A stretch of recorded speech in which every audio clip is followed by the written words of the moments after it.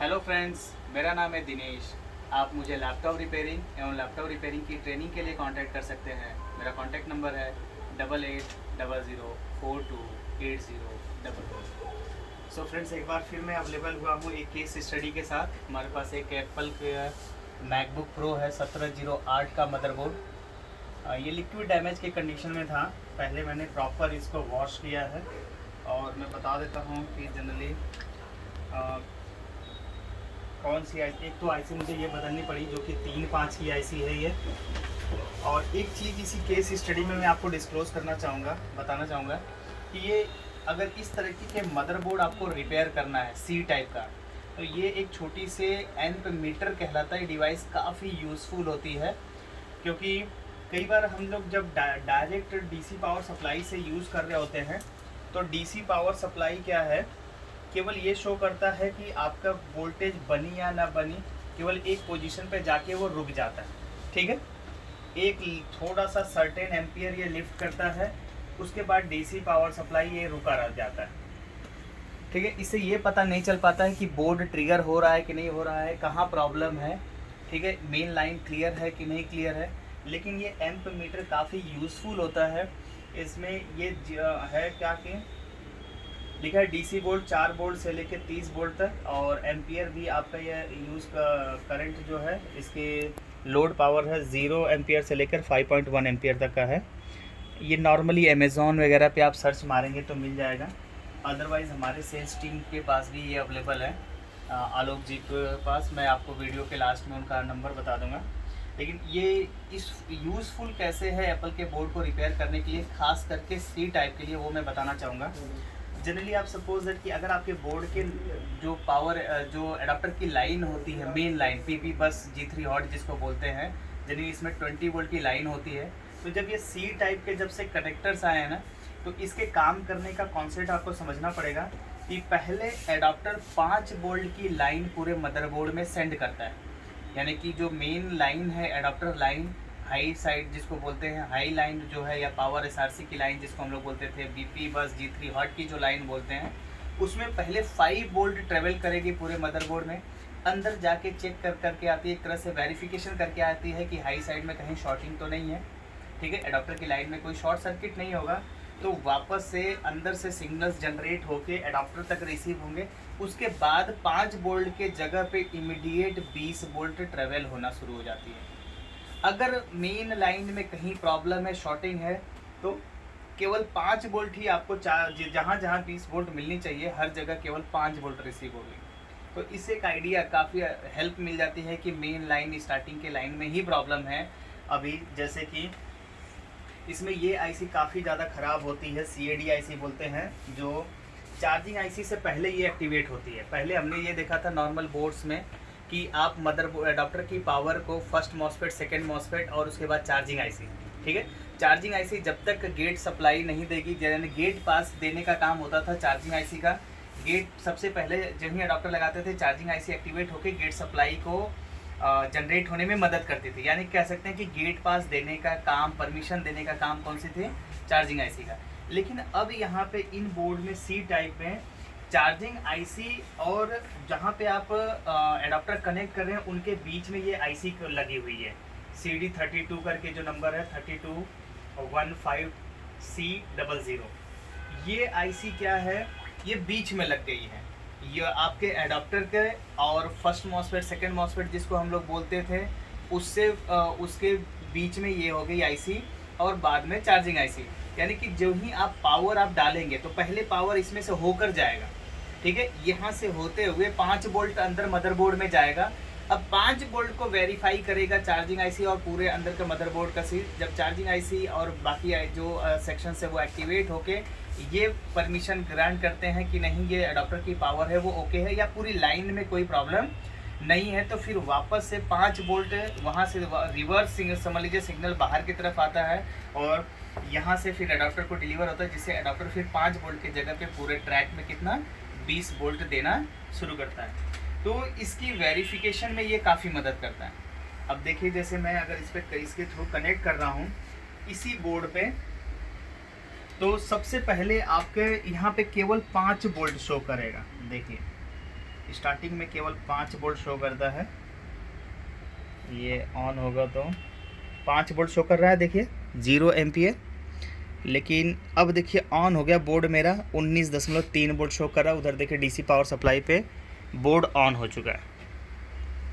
और अगर board on नहीं हुआ और यहाँ पे एम्प मीटर केवल 5 एम्पियर देखिए दिखा रहा है इस तरीके से, इसका मतलब बोर्ड में अभी क्या है, मेन लाइन में, एडाप्टर लाइन में ही प्रॉब्लम है, बोर्ड ट्रिगर नहीं हो पाएगा।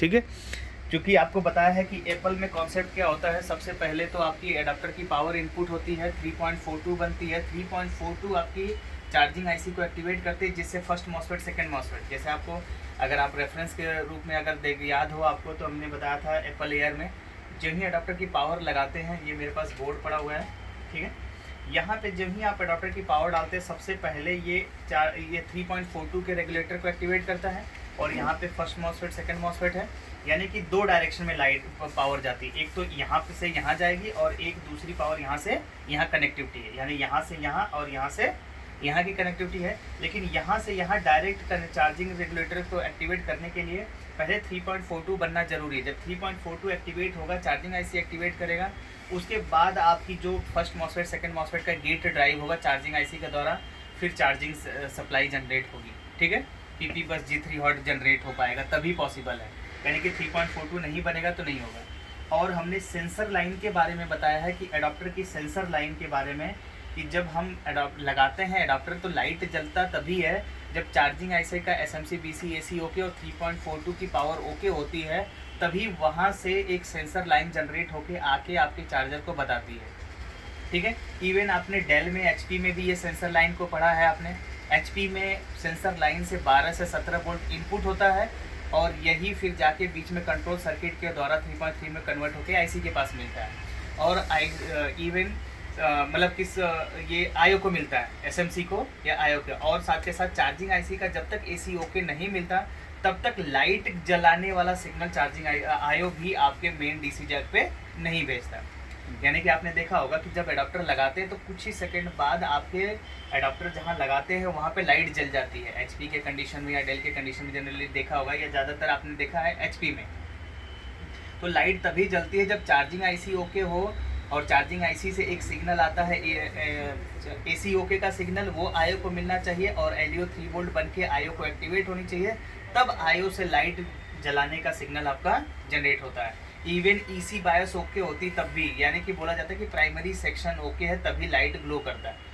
ठीक है, यानी एक बार पूरा अंदर गई एडाप्टर की पावर, उसका वेरिफिकेशन वगैरह हो गया, सब कुछ टेस्टिंग ओके हो गया, तब ये एक इन्फॉर्मेशन बोला जलता एडाप्टर पे पहुंचता, तब जाके लाइट भी जलती है, ये सेंसर लाइन। ऐसे ही आपने डेल में देखा है कि डेल का जब ही आप एडाप्टर कनेक्ट करते हैं तो सर्किट, इंटरनल सर्किट क्या होता है, मेन VE लाइन को ही क्या कर लेता है, सेंस कर लेता है। उसके बाद आपके LDO 3 वोल्ट LDO और ऑलवेज 5 वोल्ट या LDO 5 वोल्ट की मदद से आपका PSID जनरेट होती है, और 3.3 वोल्ट जनरेट होकर आपके SMC तक पहुँचता है। ठीक है, तो सेंसर लाइनों का इवन आज के टाइम पे तो जितने मदरबोर्ड है, सेंसर लाइन की बहुत ज़्यादा भूमिका है। सेंसर लाइन बहुत प्रॉब्लम्स आती हैं, इवन कॉमर्शियल सीरीज़ में तो सेंसर लाइन के बगैर आपका बोर्ड ऑन भी नहीं होते हैं। कई बार आपकी चार्जिंग से रिलेटेड तमाम प्रॉब्लम्स आती हैं, मैक्सिमम प्रॉब्लम आपकी PSID से रिलेटेड निकलती हैं। ठीक है, जो कि PSID या ADID या 1 वायर सर्किट ऐसे भी बहुत है। ठीक है, और वही C टाइप के चार्जर जो भी आप, या C टाइप पे डिपेंडेंट आज HP भी आ गए हैं, ठीक है, लेनोवो भी आ गए हैं, और पहले तो एप्पल इंट्रोड्यूस किया ही था एप्पल ने। अब इसको रिपेयर करने के लिए जनरली अभी C टाइप के लिए आप देखो लगातार पर मार्केट में लोग परेशान रहते हैं कि C टाइप का डायरेक्ट अगर केबल डायरेक्ट कनेक्ट कर लेते हैं तो हमारा रिपेयरेबल कंडीशन में या रिपेयरिंग में मदद नहीं मिल पाती है, हमें एडाप्टर का इस्तेमाल करना पड़ता है। लेकिन एडाप्टर से हमें ये नहीं पता चलता है कि वो कितना एम्पियर कंज्यूम कर रहा है बोर्ड। तो बीच में अगर एडाप्टर के बीच में ये अगर आपके पास DC पावर सप्लाई के लिए कनेक्टिविटी सिस्टम नहीं है, हालांकि मैंने एक और डिवाइस ये देखिए लगा रखी है, एक ही डिवाइस, एक एडाप्टर है BY3200 लिखा हुआ है, मैंने चाइना से किसी मैंने स्पेशली मंगाया रखा था अपने लिए ही, और इसमें तीनों है। अब ये दोनों का तो इस्तेमाल मेरा, हालांकि डायरेक्ट केबल जोड़ के DC पावर सप्लाई में कर सकते हैं, लेकिन C का सलूशन नहीं था मेरे पास। अब सी के सोल्यूशन के लिए भी मैंने ये लगभग 8 से 10 हज़ार रुपये मैंने खर्च किए इस पर, तब जाके ये मेरा ये काम हुआ। लेकिन इसके साथ साथ उससे पहले मैं इसका इस्तेमाल कर रहा था, लेकिन आज भी मुझे इसका इस्तेमाल करना पड़ता है ये पता करने के लिए कि स्टार्टिंग वाली लाइन में कहीं 5 वोल्ट, पहले इस पर 5 वोल्ट शो करता है और वो 20 वोल्ट में कन्वर्ट हो पा रहा है कि नहीं हो पा रहा है, तो उसे एक एक्स्ट्रा हेल्प मिल जाती है कि हाँ मेन लाइन अभी हमारी क्या है, क्लियर है। इसके लिए आप ये है, मैंने बता दिया, एक बार फिर से दिखा रहा हूँ, एक चाइनीज़ मेक ही है, ठीक है। बस आपको ये ध्यान रखना कि इधर भी USB ही हो, सी टाइप का ही हो। हमने ये इसी के साथ, इससे पहले हमने जब ऑर्डर प्लेस किया तो यहाँ USB पोर्शन इनपुट मिल गया था और यहाँ सी टाइप, वो हमारे काम नहीं आया, वो आज भी हमारे पास पड़ा हुआ है, वेस्ट है। मैं दिखाता हूँ, एक गलती से हमने ऑर्डर कर दिया था, पहली बार जब ऑर्डर किया था तो हमें ये मिला था डिवाइस, इसमें भी है, ये मोबाइल के पॉइंट ऑफ व्यू से ठीक है। अब देखिए जैसे मोबाइल चार्जर में अगर आप डायरेक्ट लगा दो इसको, ठीक है, और सी टाइप की केबल का लोड यहाँ लगाओगे तो ये दिख जाएगा कि कितना लोड ले रहा है। ये इस पर USB चार्जर होना चाहिए, क्या होना चाहिए, चार्जर। जैसे आपका मोबाइल का चार्जर देखिए ना, सारी USB केबल अलग हो जाती है, तो अब उस चार्जर में अगर आप ये कनेक्ट कर देते हैं तब ये हो जाएगा। लेकिन आपका जब भी नॉर्मल अभी जो कुल लैपटॉप लेनोवो वगैरह के, उसका ऐसे USB केबल ही है तो वो रिमूव करके उसके बीच में काम आएगा, लेकिन एप्पल वाले में ये काम नहीं आ पाएगा, है ना। तो मेक श्योर कि आप इसका ऑर्डर ना प्लेस करें, ये आपके काम का नहीं है। ये हमारा, हमने भी परचेज़ कर लिया था पहली बार, लेकिन हमारे किसी काम नहीं आया। हमें चाहिए ऐसा जो जिसका इनपुट साइड भी सी टाइप हो और आउटपुट भी, मतलब जहाँ कनेक्ट कर सके हम लैपटॉप से, वो पोर्शन भी सी ही हो। मेल का सी कनेक्टर और फीमेल सी कनेक्टर, इसका फीमेल सी कनेक्टर आपका USB है और आपका मेल भी USB है, ठीक है। और इसमें और भी कई हैं, इवन ये तो माइक्रो USB सी टाइप सारे ही हैं, आप देख पा रहे हैं। ये मोबाइल के पॉइंट ऑफ व्यू से ओके, ठीक है, लेकिन मोबाइल का काम तो हम लोग करते नहीं हैं, इसलिए हमारे लिए बेस्ट है, अभी किसी काम का नहीं। अगर किसी को चाहिए तो मेरे को बोल सकता है, मैं दे दूँगा, पर ये अभी भी ऐसे अननेसेसरी स्टफ में के जो बॉक्स है उसमें पड़ा हुआ है, और ये है, इसकी हमें ज़रूरत है। दूसरा मैं बोल रहा था कि ये बोर्ड मैंने रिपेयर किया है, जिसमें मुझे 3-5 की एक तो IC रिप्लेस करनी पड़ी है, साथ के साथ आपका देख पा रहे हैं कोर IC, और कोर IC के लिए मेरे पास एक स्क्रैप बोर्ड अवेलेबल था, तभी पॉसिबल हो पाए। अब चूँकि कुछ आईसियाँ ईजिली अवेलेबल होने लगी हैं मार्केट में, ठीक है, आप आईसियाँ रखिए, क्योंकि एप्पल के स्क्रैप बोर्ड अभी पॉसिबल नहीं है, तो आपको मार्केट से मैक्सिमम लेवल पे आईसी परचेज करके ही काम करना पड़ेगा। SMC का सलूशन अभी तक नहीं आया, जब भी आएगा मैं नेक्स्ट वीडियो या जब भी मेरे पास SMC का सलूशन आएगा मैं आपको बताऊंगा। लगातार व्यूवर्स का मेरे पास रिक्वेस्ट आ रही है कि सर SMC का सलूशन बताइए या SMC कहाँ से परचेज़ की जाए, क्योंकि SMC ऑलरेडी प्रोग्राम्ड है और उसके प्रोग्रामिंग का कोई कॉन्सेप्ट अभी तक नहीं समझ में आया है, तो जब भी आएगा मैं आपके साथ ज़रूर शेयर करूँगा। हाँ, लेकिन ये है कि अगर आपके स्क्रैप बोर्ड का मैंने बताया था कि अगर एप्पल का बोर्ड रिपेयर करना चाहते हैं तो आपको मैक्सिमम स्क्रैप बोर्ड पे काम करना पड़ेगा या स्क्रैप बोर्ड कलेक्ट करने पड़ेंगे, ठीक है। इसलिए मार्केट में जो भी डेड लैपटॉप्स हैं उनको परचेज़ करके आप अपने पास क्या कर सकते हैं, एक स्टॉक मेंटेन कर सकते हैं, स्क्रैप बोर्ड भी। इवन अगर कोई लैपटॉप जिसके मदरबोर्ड डेड हो गए हैं, वाटर डैमेज, जो रिपेयर नहीं हो सकते हैं, ऐसे बहुत लोग इंटरेस्टेड हो, तो OLX, क्विकर, आप कैशिफाई, तमाम ये सेकेंड हैंड परचेज़, मतलब लैपटॉप ये लोग परचेज़ करने वाले लोग हैं, इन लोगों को आप कांटेक्ट करेंगे। या पहले तो अली बाबा पे ऐसे ऑनलाइन भी कई वेबसाइटें थी जो आपको एप्पल के स्क्रैप बोर्ड प्रोवाइड कर देते हैं, लेकिन अभी थोड़ा सा अली बाबा या अली एक्सप्रेस इन सब का इंडिया में डिलीवरी भी नहीं हो पा रही, तो थोड़ा शॉर्टेज होने लगा। और आप लोगों की मेरे पास लगातार रिक्वेस्ट आ रही है कि सर हमें भी एप्पल के स्क्रैप बोर्ड चाहिए। दोस्तों, मैं आपको इसी वीडियो में बताना चाहूँगा, मेरे पास गिने चुने बोर्ड हैं एप्पल के स्क्रैप बोर्ड, ज़्यादा से ज़्यादा 8 से 10 बोर्ड होंगे। और ज़्यादातर हम लोग क्या है, नेहरू प्लेस कंप्यूटर मार्केट में है, तो आईसियाँ हम लोग क्या कर लेते हैं, परचेज़ कर लेते हैं। जैसे मैं दिखाना चाहूँगा, मेरे पास एक आईसी का पूरा सेट ही है, हम लोगों के पास आईसी के इस तरीके से कई बॉक्स बना रखे हैं, और इसमें कुछ आईसियाँ हैं जो कॉमन आईसियाँ हम लोग रनिंग होती हैं। इसमें नॉर्मल बोर्ड्स के भी हैं, एप्पल के भी हैं, तो सारे ही हैं।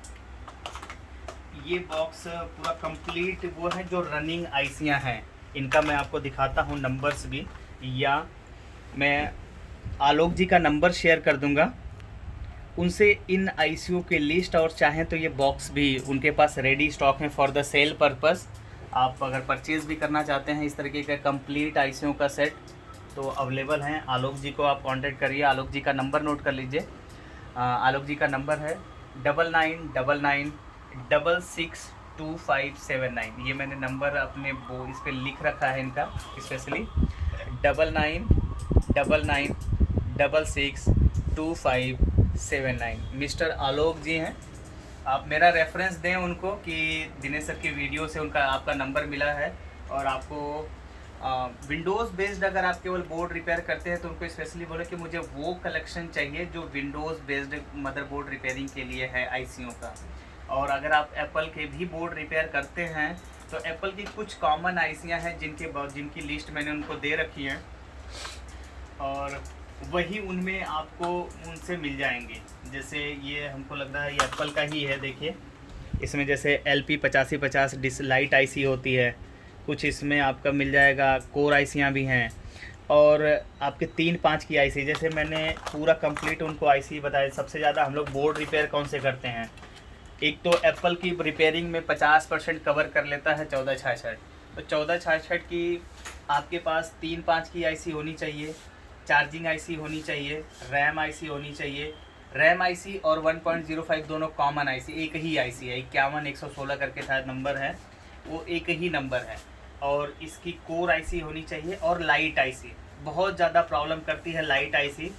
लाइट आईसी LP8550 करके बोली जाती है, ठीक है। बॉल वाली आईसी होती है लेकिन ये काफ़ी अच्छा पैसे दिला देती है। मतलब आप ये समझ लीजिए कि आईसी एक है।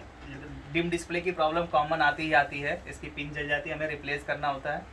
और लाइट मतलब आप ये समझ लीजिए कि डिम डिस्प्ले की प्रॉब्लम सॉल्व हो जाती है। तो कुछ कॉमन आईसी में जैसे मैंने बोल ही दिया आपको कि ये लाइट आईसी हो गई, 3-5 की आईसी हो गई, चार्जिंग आईसी हो गई, रैम आईसी हो गई या 1.05 वोल्ट की आईसी हो गई, कोर आईसी। ये आईसी अपने पास आप रखें और ईज़िली आप 50% की रिपेयरिंग कवर कर सकते हैं।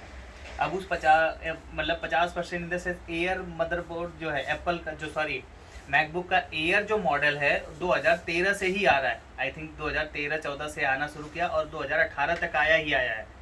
और एप्पल एयर मतलब आप इंडियन मार्केट में देखा जाए तो एप्पल यूज़र जितने हैं उनका 60% लोगों के पास एप्पल एयर, यानी कि इंडिया में एप्पल के कंज्यूमर जो हैं या जो लोग यूज़र हैं, अब उन यूज़र जो 100% यूज़र में से आई थिंक 50% से ज़्यादा यानी कि 60% या 70% लोग एप्पल एयर यूज़ करते हैं। आपने मेरी वीडियो में भी अक्सर देखा होगा, मुझे मेरी सारी वीडियो में एप्पल से रिलेटेड जितनी भी वीडियो डाली होंगी 15-20 जो भी वीडियो हैं उसमें शायद 100% मैंने केवल इसी पे काम किया है, क्योंकि सबसे ज़्यादा रिपेयरिंग ही इसी की है, हम लोगों को रिसीव होती है।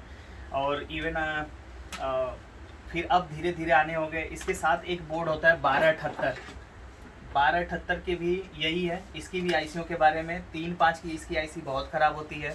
3-5 RAM IC, 1.05 IC, core IC. तो जो आईसियाँ इसमें रिपेयरेबल होती हैं जिनको रिप्लेस कर सकते हैं उनको भी लिस्ट हमने उसमें डाल दिया है, ठीक है। और भी जैसे भी जो हमारे जो भी रिपेयरिंग के पॉइंट ऑफ व्यू से जो हमें आईसियाँ लगती रहती है प्रॉपर, हम अपने सेल्स टीम को जैसे आलोक जी को अपडेट करते रहते हैं तो वो लिस्ट हम लोगों के लिए परचेज़ करके आता है हमारी आईसियाँ। तो उसी में से हम लोग स्टॉक भी मतलब आपके लिए भी क्या करते हैं, रेडी करवा देते हैं इस तरह के बॉक्स अगर आप परचेज़ करना चाहें। लेकिन हाँ, ऑर्डर प्लेस करते समय इस बात का ज़रूर ध्यान रखें कि आपको किस तरह की रिपेयरिंग के लिए आईसीयू की रिक्वायरमेंट है। और उनमें भी एक होती है बहुत फास्ट यूज़ होने वाली आईसियाँ और एक होती हैं कुछ लेट आईसी। जैसे अगर हम बात करें तो कभी भी किसी भी लैपटॉप की अगर आईसी आप परचेज़ कर रहे हो तो सबसे ज़्यादा यूज़ होने वाली आईसियाँ होती है चार्जिंग आईसी, 3-5 आईसी, आईओ हो गई, रैम आईसी हो गई, 1.05 हो गई, कोर आईसी हो गई। ये आईसियाँ सबसे ज़्यादा यूज़ होती हैं। अब इसमें साउंड आईसी हो गई, लैन आईसी हो गई, ठीक है, इस तरह के कुछ ब्लूटूथ वाली आईसियाँ हो गई, ये बहुत कॉमन नहीं है, ठीक है। इनके ऊपर ज़्यादा पैसे खर्च करने की ज़रूरत नहीं है। मॉसफेट भी आप कुछ ही मॉसफेट मंगाइए, जैसे कुछ स्टील वाले मॉसफेट आपने देखा होगा जैसे 5110 में होता है या लेनोवो के कुछ मॉडल में स्टील वाले मॉसफेट होते हैं जो आप लोगों को नहीं मिल पाता है, आप लोगों के पास स्क्रैप बोर्ड ना अवेलेबिलिटी ना होने की वजह से ऐसी प्रॉब्लम होती है। तो कुछ ही मॉसफेट मंगाइए, जैसे पी टाइप के 2-4 मॉसफेट आपने रख लिया और एन टाइप के 2-4 मॉसफेट रख लिया। अब कुछ डुअल चैनल के आने लगे हैं तो उससे रिलेटेड, अदरवाइज आप स्क्रैप बोर्ड रखिए 2-4-10 पीस, या मेरे हिसाब से हर टेक्नीशियन के पास कम से कम 25-50 स्क्रैप बोर्ड तो होने चाहिए। स्क्रैप बोर्ड जो है वो कई गुना आपको प्रॉफिट दे जाते हैं, समझ में।